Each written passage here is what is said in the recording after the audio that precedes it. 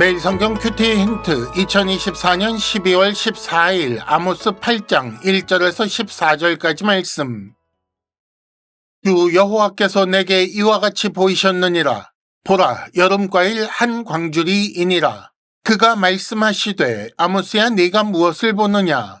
내가 이르되 여름과일 한 광주리니이다 하매 여호와께서 내게 이르시되 내 백성 이스라엘의 끝이 이르렀은즉 내가 다시는 그를 용서하지 아니하리니 그날에 궁전의 노래가 애곡으로 변할 것이며 곳곳에 시체가 많아서 사람이 잠잠히 그 시체들을 내어버리리라. 주 여호와의 말씀이니라. 가난한 자를 삼키며 땅에 힘없는 자를 망하게 하려는 자들아 이 말을 들으라. 너희가 이르기를 월삭이 언제 지나서 우리가 곡식을 팔며 안식일이 언제 지나서 우리가 밀을 내게 할꼬 에바를 작게 하고 세계를 크게 하여 거짓 저울로 속이며 은으로 힘없는 자를 사며 신 한 켤레로 가난한 자를 사며 찌꺼기 밀을 팔자 하는도다. 여호와께서 야곱의 영광을 두고 맹세하시되 내가 그들의 모든 행위를 절대로 잊지 아니하리라 하셨나니 이로 말미암아 땅이 떨지 않겠으며 그 가운데 모든 주민이 애통하지 않겠느냐. 온 땅이 강의 넘침같이 솟아오르며 애굽강같이 뛰놀다가 낮아지리라.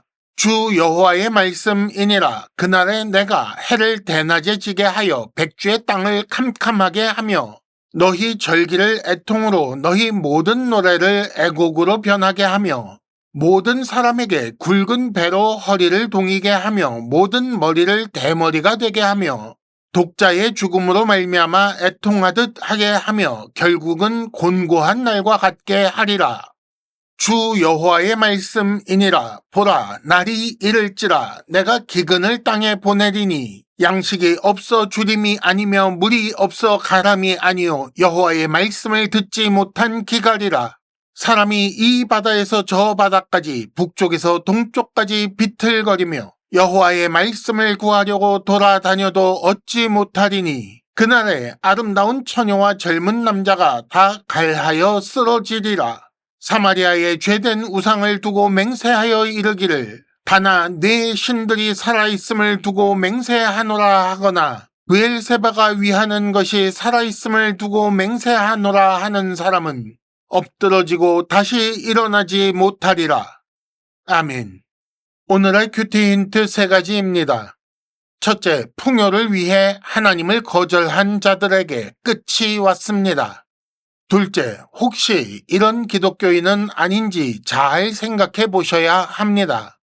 셋째, 풍요를 위해 거짓을 행하는 자에 대한 하나님의 처분은 기근입니다.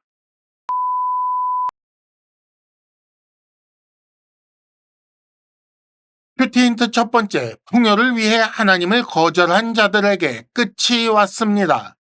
2절에는 우리말로 읽으면 이해가 잘 되지 않는 말씀이 나옵니다. 하나님께서 아모스에게 여름 과일 한 광주리를 보여주시고 그리고 하시는 말씀이 내 백성 이스라엘의 끝이 이르렀다 라고 하십니다.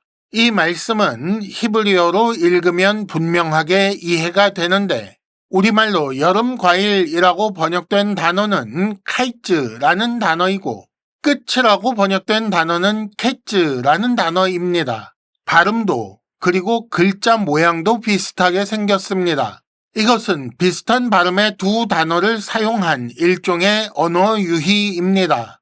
이것을 의역하여 우리말로 비슷하게 바꾼다면 하나님께서 밤을 보여주시고 아모스가 제가 밤을 봅니다 라고 했을 때 하나님께서 이스라엘의 밤이 이르렀다 라고 하시는 것과 비슷합니다.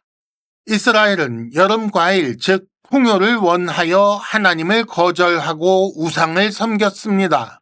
그 결과 끝 즉 최종 확정된 심판을 맞이하게 되는 것입니다. 카이츠를 원했는데 케이츠가 왔다는 것입니다. 3절에 나오는 그날이라는 말도 이스라엘이 바라던 여호와를 만나는 날인데 그날은 여호와께서 심판하시는 날이 될 것입니다. 바라던 것과 다른 결과가 온다는 점에서 여름과일과 끝이나 마찬가지이지요. 그렇다면 진정한 풍요는 어디 있습니까? 어떻게 그 진정한 풍요를 얻을 수 있을까요? 예수께서 이렇게 말씀하셨습니다. 너희는 먼저 그의 나라와 그의 의를 구하라. 그리하면 이 모든 것을 너희에게 더하시리라. 힌트 첫 번째, 말씀을 하나 더 살펴보자면 여호와는 나의 목자시니 내게 부족함이 없으리로다 라는 말씀을 생각해 볼 수 있습니다. 큐티 힌트 두 번째, 혹시 이런 기독교인은 아닌지 잘 생각해 보셔야 합니다. 5절에 보면 월삭이 언제 지나서 우리가 곡식을 팔며 안식일이 언제 지나서 밀을 낼고 에바를 작게 하고 세게를 크게 하여 거짓 저울로 속이며 이런 말씀이 나옵니다. 지금 우리가 지키는 절기도 아니고 지금 우리의 도량형도 아니기 때문에 이해하기가 쉽지 않습니다. 여기서 월삭과 안식일은 이스라엘의 대표적인 절기입니다. 그 중에서도 굉장히 자주 돌아오는 절기이지요. 다른 것들은 1년에 한 번 있지만 월삭은 한 달에 한 번, 안식일은 일주일에 한 번 있으니까요. 이게 언제 지나서 곡식을 팔겠느냐라는 말은 그들에게 월삭과 안식일이 중요하지 않다는 의미입니다. 그러니까 본심을 숨기고 종교적 열심을 가장하고 있다는 것입니다. 에바와 세겔은 당시 사용하던 도량형입니다. 부피나 무게를 재는 단위이지요. 그래서 에바를 작게 하고 세겔을 크게 한다는 것은 되를 작게 만들어서 한 말에 11대, 12대 나오도록 속이는 것과 비슷합니다. 거짓 저울은 싸게 사거나 비싸게 팔기 위해 무겁고 가벼운 서로 다른 줄을 사용하는 것입니다. 살 때는 무거운 줄을 쓰고 팔 때는 가벼운 줄을 써서 상대방을 속이는 것입니다. 더 많은 이익을 남기기 위해 이렇게 하는 것인데 이는 현대에도 자주 있는 것입니다. 풍요를 위해 하나님을 섬기려는 자는 하나님을 믿는다면서 이런 죄를 범합니다. 왜냐하면 풍요를 위해 하나님까지 이용하기 때문이지요. 장사는 이익을 남기는 것이 중요하니 그렇게 할 수 있다라고 할 수 있습니까? 이것은 내가 기근을 면하기 위해 남이 기근을 당하게 하는 일종의 도둑질이며 살인입니다. 특히 이런 악한 삶을 겉으로 드러나는 종교적 열심 속에 교묘하게 숨기는 것은 하나님을 속이려는 것이고 하나님을 속일 수 있다고 믿는 것이며 결국 하나님을 무시하는 것입니다. 힌트 두 번째, 풍요를 위해 거짓을 행하는 자에 대한 하나님의 처분은 기근입니다. 큐티 힌트 세 번째, 풍요를 위해 거짓을 행하는 자에 대한 하나님의 처분은 기근입니다. 그래서 11절, 하나님께서 이렇게 말씀하십니다. 보라, 날이 이를지라 내가 기근을 땅에 보내리니 양식이 없어 주림이 아니며 여호와의 말씀을 듣지 못한 기갈이라. 무슨 말인가요?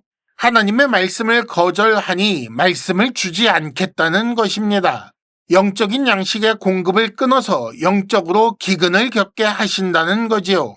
곡식이나 열매는 평소에 저장할 수 있지만 영적 양식은 언제나 반드시 일용할 양식입니다. 그래서 하나님께서 그 양식을 끊으시면 반드시 줄이게 되는 거지요. 그 결과 구하려고 돌아다녀도 얻지 못하고 다 갈하여 쓰러집니다. 원래 성경 전체를 받아들여 하나님 뜻을 따라 사는 것이 기독교인의 바른 삶입니다. 하지만 어떤 사람들은 입맛에 맞는 일부분을 자의적으로 해석하여 자기 이익을 추구하는 쪽으로 사용합니다. 그러다 보니 순수한 말씀은 거절하고 결국 세상에서의 성공을 추구하는 번영신학이 발전했습니다. 그렇게 해서 복음을 들을 수 없는 교회가 되니 각종 이단이 성경을 믿기로 교회를 공격하게 되었습니다. 그리고 성경을 따르는 바른 삶이 없으니 맛을 잃은 소금이 되었고 세상이 손가락질하게 되는 거지요. 그럼에도 불구하고 아직도 삶의 목표가 세상에서 잘 먹고 잘 사는 것이라면 올바른 기독교인이라고 할 수 있겠습니까? 힌트 세 번째, 오히려 광야에서 만나를 먹으며 하나님과 동행하는 것이 좋지 않습니까?